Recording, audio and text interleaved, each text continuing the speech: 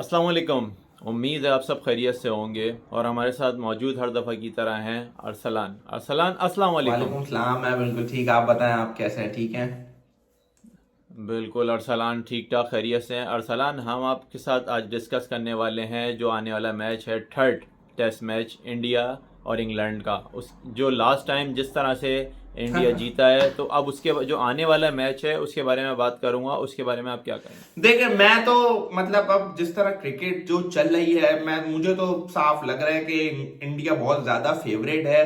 क्योंकि यहां पर 2021 में जिस तरह विराट कोहली ने कैप्टनसी करी थी लॉर्ड्स के मैदान पे और इंग्लैंड को 151 के रन से मतलब हराया था टेस्ट मैच।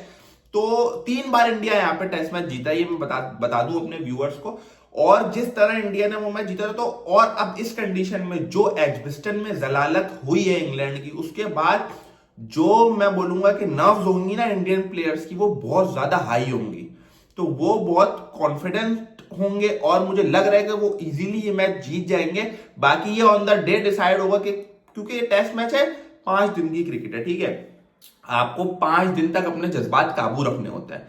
तो यही अब एक बात है, यही है सबसे इंपॉर्टेंट चीज है कि कौन सी टीम प्रेशर हैंडल कर पाती है। क्योंकि आपको पता है लॉर्ड्स में क्राउड भी अच्छा खासा आ जाता है, मतलब क्रिकेट का होम कहते हैं उसको, लॉर्ड्स को हम।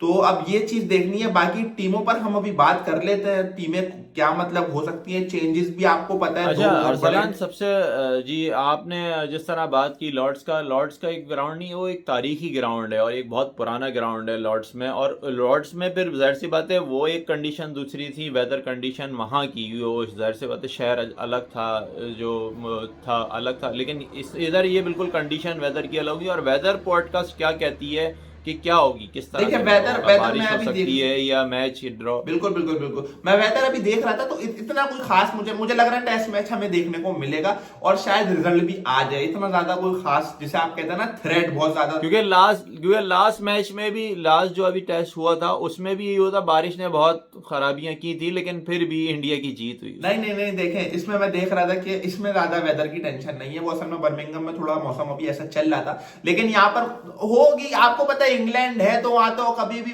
बादल आ जाते हैं, थोड़े बहुत शावर एक जगह आगे पीछे हो जाते हैं, लेकिन इतना नहीं होगा कि आपका रिजल्ट मुझे लग रहा है इफेक्ट हो। बाकी अगर हम टीम्स की बात कर लेना, तो ये एक बहुत बड़ा, मतलब आप बोले कि यहां पर अब एक फड्डा होने वाला है। क्योंकि इंडिया से अब बुमराह आने वाला है और इंग्लैंड से अब जोफ्रा आर्चर आने वाला है।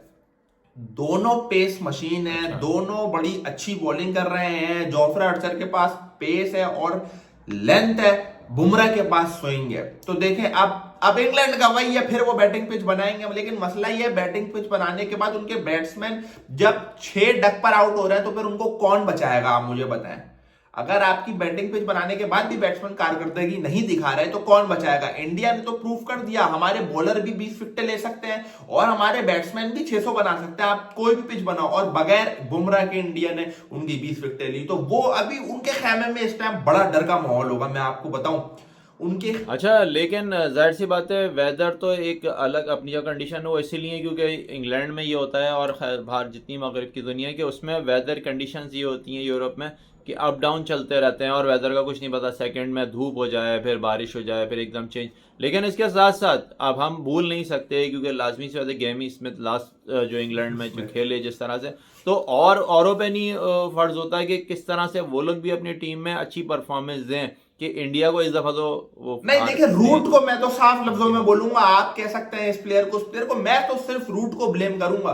क्योंकि वो एज अ सीनियर प्लेयर, यार आप क्या कहते हैं, आपको खड़ा होना चाहिए। स्टोक्स को भी मैं कुछ नहीं बोलूंगा यार, वो सीरियस नहीं लेता है अपनी टीम को, जाता आता रहता है वो, ठीक है। वो क्या कहता है, टेस्ट मैच को प्रियोरिटी देता है, लेकिन वो भी कोई उसको भी बुला के ये लोग लाते हैं, क्या कहते हैं यार आगे कैप्टनसी कर लो। मैं सिर्फ रूट को ब्लेम करूंगा, क्योंकि इस तरह नहीं होता भाई, इतना प्रेशर का गेम है और आप ऐसे ही आके आउट हो गए, आप निकल के चले जाओगे। तो देखें, इसमें तो बहुत अच्छा खेल रहा है, लेकिन एक बंदा जो छठे नंबर पे, 7वें नंबर पे बैटिंग करने आता है, उसके पास कुछ बचा नहीं होता है। उसके पास जब उसको ये पता चलता है भाई मेरे 5 आउट ऑलरेडी टीम के हुए हुए हैं और मैंने 600 रन बनाने हैं, मैंने 500 रन बनाने हैं, मैंने 400 रन बनाने हैं, तो वो बंदा उधर ही खत्म हो चुका होता है।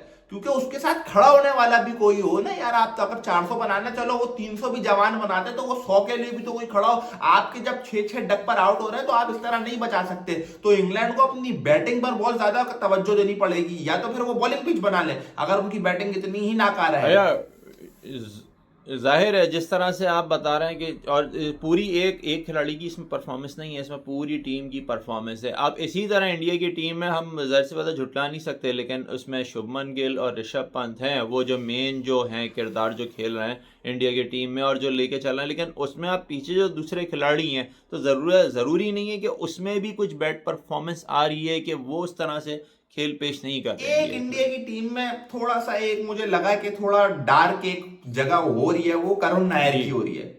क्योंकि उसको जब दोनों टेस्ट मैच इन्होंने खिला दिए हैं, मतलब एक भी 50 नहीं कर पाया है वो, और बड़ी उस पर बातें होती थी, लेकिन उसने बहुत ज्यादा डिसअपॉइंट मैं बोलूंगा करे। एक 50 कम से कम उसको करना चाहिए था, उसका नंबर भी नीचे कर दिया साई सुदर्शन को बिठा के।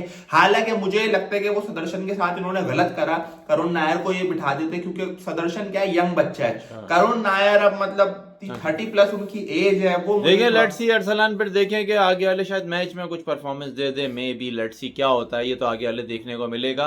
तो अरसलान बहुत बहुत शुक्रिया, थैंक यू कि आपने इस वाली जो आने वाले मैच है इसके बारे में हमसे डिस्कस करी, जो कि बहुत ही ज़्यादा भरपूर होगा, और वो आगे क्या बनेगा, किस तरह कंडीशंस होंगी, वो तो आगे जाके ही पता चलेगा। तो मुझे और अरसलान को तब तक के लिए इजाज़त दीजिए, फिर नेक्स्ट जो पॉडकास्ट है उसमें आपके साथ दोबारा मिलते हैं। अल्लाह।